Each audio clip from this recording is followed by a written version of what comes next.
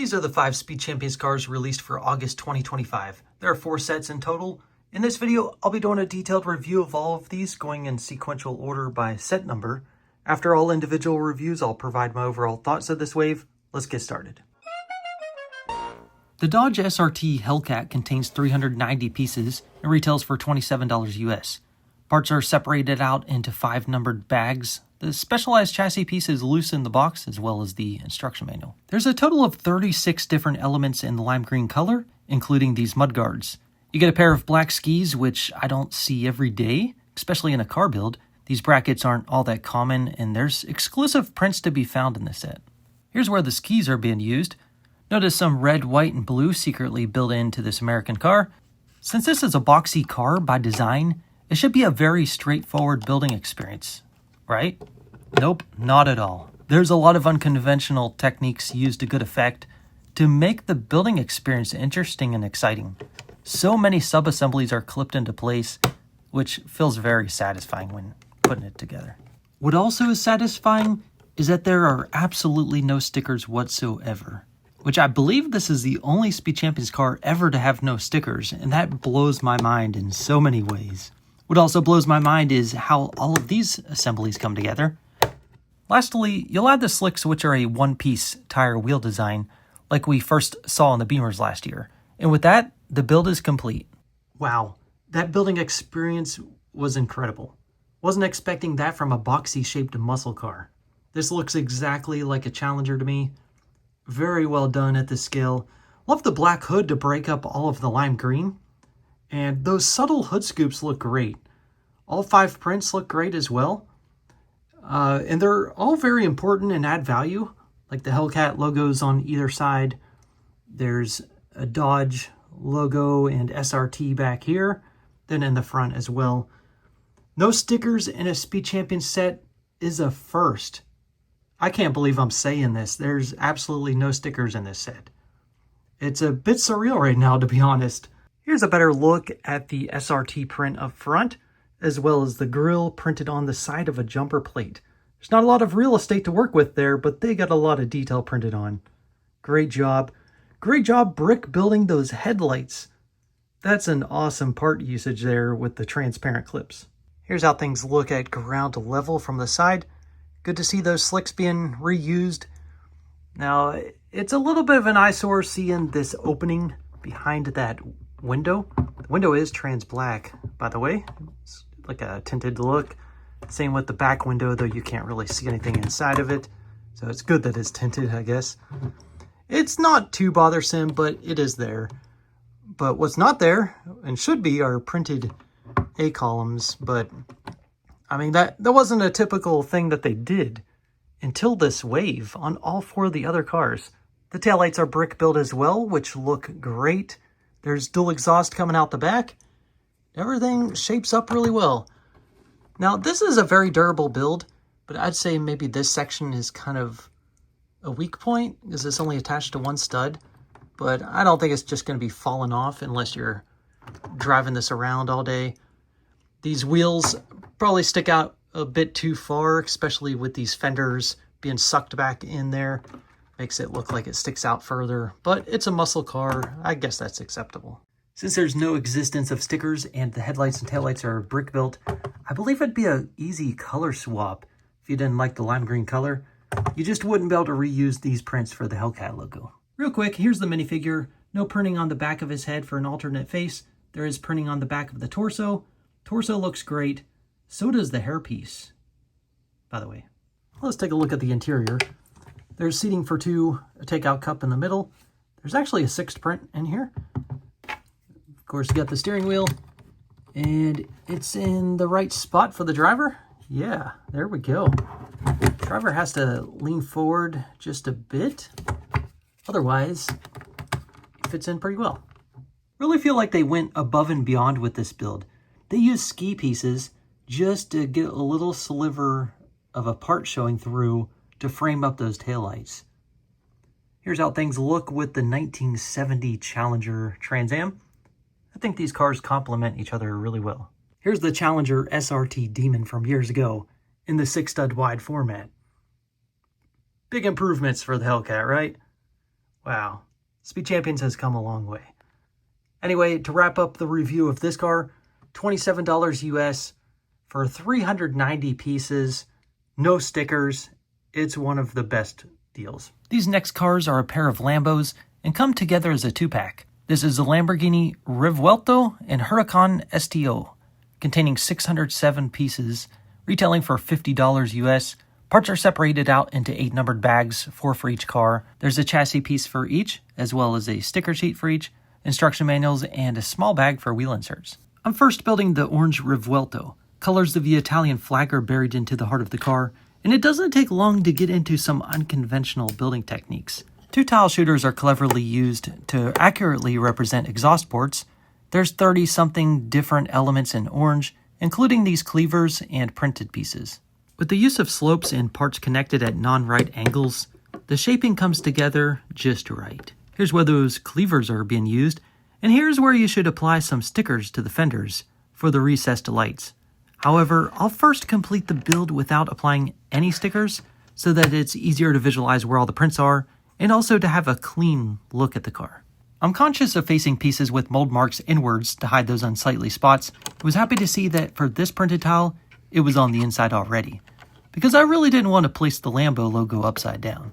This windscreen piece is in trans black and has good printing. Honestly, this doesn't feel all that right, but I think it is. And that completes the build, minus the stickers. Well, that was another very unique build experience. Very unique in its own ways. Shaping, it looks like a Lambo.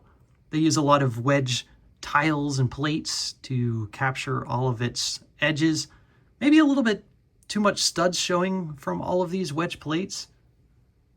I don't know, it doesn't look all that smooth in how everything comes together. It's a little bit rough, but I know it's Lego. I'm giving you a full spin with no stickers right now, just so you can see all the prints. Got a couple prints up here on these slopes. Some black printed on this slope, as well as on the other side. The canopy is printed really well. We got a flat black color up here, orange for the A pillars. We've got printing on the transparent elements up front, and of course, the Lambo logo. All right, all the stickers are applied. There's the used up sticker sheet. Most of them are in the back here. A lot of them are used for the engine bay back here, the engine cover. Now, my biggest issue with them is the color mismatch of the orange. The black doesn't bother me, but the orange is really bad. This continuation of side window being used as a sticker is pretty lame. So glad they didn't use a sticker for this, at least. Here's a look at the top of the car. There are some other stickers that are tucked in that's very hard to see, but they're there for the headlights. The brick building for the LED lights, this Y shape, was perfectly done. That was awesome. Love the cleaver pieces to shape up these lines. That all looks good to me. Oh, there are some extra pieces in the set if you want to change these out to a carbon fiber look. When I say carbon fiber, well, that's on the real car. The Lego model, it's black plastic. The use of the tile shooters for the exhaust ports was a genius idea. They are well executed. Now, as for the taillights, they're a bit bulky. I think they kind of stand out in a bad way, in my opinion. If they were trans red, maybe I would accept them as is, and they would just kind of feel more like taillights rather than just dark red carrot tops. The minifigure deserves a quick look as she's supporting this nice-looking Lamborghini jacket. She's got an alternate expression. Now let's see how she fits in the car. Really like how they're doing the trans black with the windscreens for all of these cars. It really gives it some nice looking tint. There's a couple stickers used inside. Now this steering wheel has some tilt. You can just kind of put it up first and get the minifigure in and tilt it down in place. And she could even put a hand on the steering wheel. That wasn't always the case with Speed Champions cars. And she does fit in, and the canopy closes all the way. I earlier made a comment about the build looking a bit rough on how it comes together. However, I think I'm being a bit too critical. Everything needs to be at these angles to capture the shape of a Lambo, and I think it does just that. It looks like a Lambo. All of the printing looks great. The color mismatch of the orange stickers is my really my main con, I guess. And the dark red carrot tops. They really should have used trans red. The build for the Huracan was different in its own ways, though it did share a similar Easter egg with the Italian colors built in. There are a total of 31 different elements in dark azure. Now here's a completely new element that I've never seen. It's a dome that kind of resembles the shape of this piece, but is slightly bigger and has more clutch. Brackets are used to secure these assemblies in place. These are some of the interesting pieces I encountered. First black skis with the Challenger, now black ice skates with this one. It'd be funny to encounter a black snowboard next. There's where the skates are used, and here's how that sub-assembly attaches. That's such a neat look. There's a 2-plate height difference between the front and rear axles to give an aggressive rake. Different aerodynamic features clip and attach into place, including the adjustable rear wing. The steering wheel is also clipped into place and has adjustable tilt. The front end comes together like this. Really like the continuity and shaping of the orange lines. The windscreen fits snugly in place. The tires, wheels are one piece. You just need to insert these covers, which are the same ones used for Suzuki's S2000, but in black. With that, the build is finished, minus the stickers. Wow, the colors are very striking. Very bold look with the dark azure contrasting the black. And then you've got orange striping. Love all of the orange striping up here. I think this is a great color scheme. I'm going to give you one full spin so you could see all of the prints before I add the stickers. Lambo logo printed, the headlights. There's a print on this G-slope, as well as this wedged tile. There's some prints up on top. Now let's go ahead and add the stickers. It is a sizable sticker sheet. Blues don't exactly match with the bricks. Lines don't exactly line up, but it's not bad, just not ideal. This is an awesome looking Lego car, an awesome looking Huracan from the back here. If you don't care about the shaping exactly matching the real car, you're gonna love this. Any kid would be thrilled to drive this around their home. It's a 10+ set. Durability is good. However, if you're one of those picky adults, and particularly a fan of fast cars, yeah, I'm talking about you, then you're going to say the shaping up front is not accurate to a Huracan, and I have to agree with you. Though the logo shows it, it just does not look like a Lambo from the front. They really needed to do a new canopy piece right here. Look at how elongated and curved it is. This just doesn't provide the correct shaping. Also up front here is not perfectly well executed. So doesn't look as much of a Lambo as this one. Here's the figure sporting a Lamborghini sports jacket. Comes with a hair and helmet piece. The slopes on the side provide a very narrow looking side window. However, it's a little bit tough getting the canopy piece off to put the minifigure in sometimes. You just tilt that steering wheel up, put them in, and then just tilt it into position. There's what the interior looks like, seating for two, and you get a sticker detail there. And he does fit with his hairpiece. Here's the collection of Lambos in the Speed Champions theme. Don't mind the wires hooked up to the Countach. The Countach is going to withstand the test of time, I really believe. It still looks great. Probably a #1 car for a lot of you guys. The windscreen piece was its biggest flaw, as well as the stickers, but talking about that windscreen piece, this is a great improvement. Look at the print quality. Look at all these edges, how they're not continuously printed around the edges. This one, it is. Such a big improvement there. Now going over to the Huracans, this was the previous one, and they got the shaping up here a lot better. They used the same windscreen piece, which is wrong. They really need to develop a new windscreen piece to capture the real shaping, but it's good to have some Lambos in some new bright colors. Speaking of colors, this is the very first dark azure Speed Champions car, so I've got nothing to compare it to other than the Ford GT, which is in medium azure.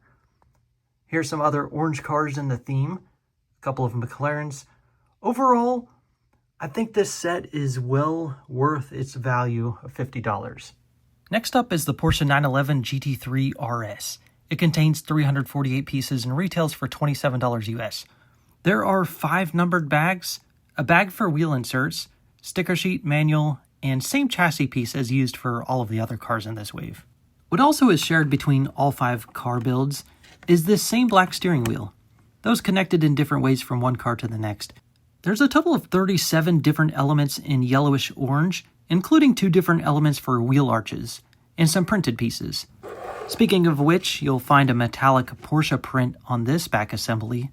Once again, I'll apply stickers later, as I want to have a stickerless presentation first. Speaking of presentations, these connections are not only very satisfying, but present an accurate curvature of a real 911. You'll be happy to know that the logo up front is printed as well. Here's how the front bumper is installed. Notice some red pieces are used to complete the national colors of Germany. The 2x4 tile of this hood assembly has some black printing to tie into the flow of colors of adjacent pieces. A couple curved slopes with headlights printed on complete the shaping up front.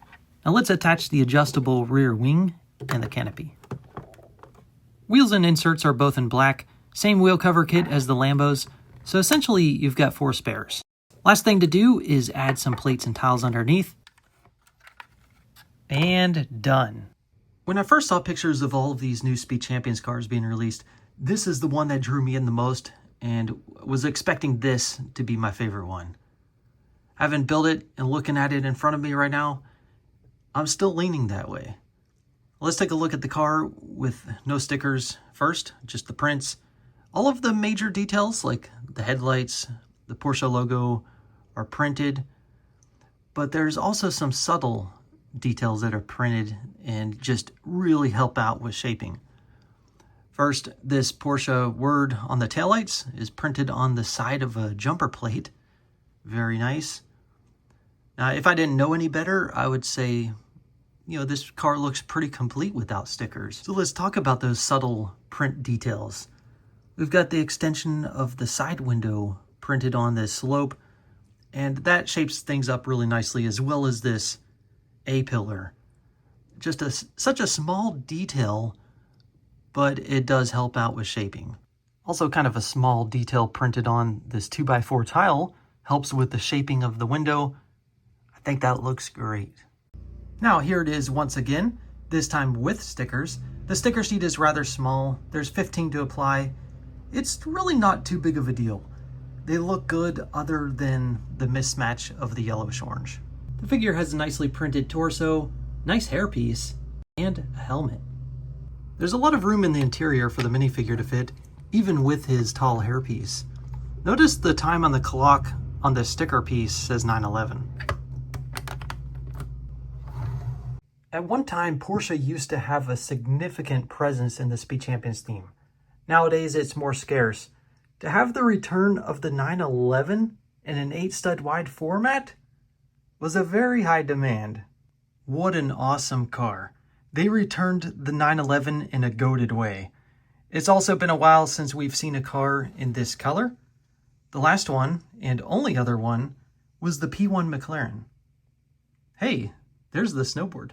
To summarize my review of the 911, love all of the prints, both the essential ones, the Porsche logos, and the subtle ones to make up the shaping of this car. The shaping is incredibly accurate, especially back here. Now, up here, this windscreen, it's not the right one.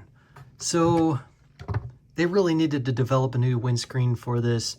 It should not share the same windscreen element as the Dodge Challenger.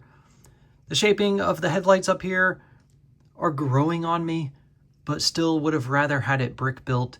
The only other negatives are the sticker mismatch in color. This taillight done in dark red, really would have liked to have seen that in trans red. Everything else is good, really good. I just like the look of this car. It looks like it's kind of modded, souped up, if you will. This is no stock 911. It's cream of the crop, top of the line. Anyway, as a Lego set, yeah, it's top of the line. The last car I'm building and reviewing is the Bugatti Centodieci. It has 291 pieces, the least of all 4 sets, but retails for $27 US nonetheless. There are 4 bags numbered, 1 unnumbered, with wheel inserts, chassis piece as usual, sizable sticker sheet, and instruction manual. You probably guessed it already, all colors of the French flag are built in. There's nearly 40 different elements in white. Building techniques do not disappoint, nor do the parts selection. Here are some of the printed elements. These are very much appreciated. The center console is inserted as such. There will be a sticker added later. The steering wheel goes in place like this. Probably needed more tilt. And this is what I meant when I said the part selection doesn't disappoint. The front looks very good because of all of the prints used. It's time to bring the back end up to speed. There's many interesting shapes. We'll top this back end off with the wing, and there we go. It's a shame that this nice print is kind of hidden away. The wheels for the car are gunmetal gray, and the silver inserts are one of a kind, exclusive to this car. You get an identical spare set as well.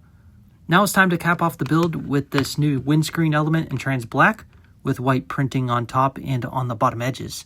The white printing is a bit thin and doesn't match the plastic perfectly.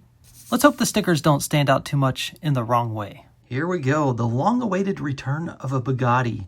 Very good representation of the real car here, especially with the help of this new curved windscreen piece. These new wheel inserts, they look amazing. The prints up front are really good.